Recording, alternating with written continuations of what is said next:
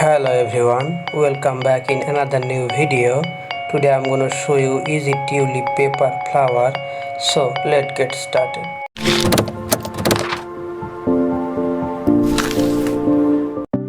I am going to use 11 semi square of paper.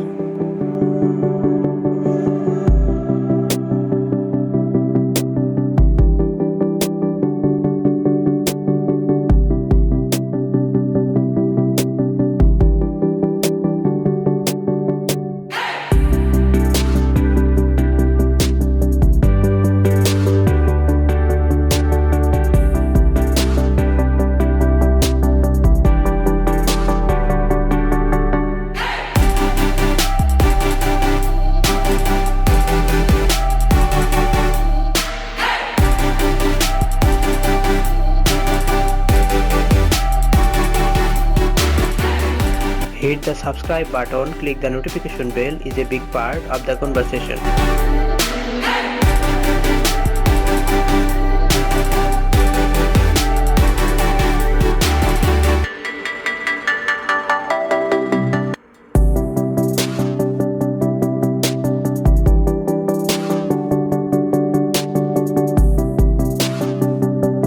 I am going to use 14 semi square of paper.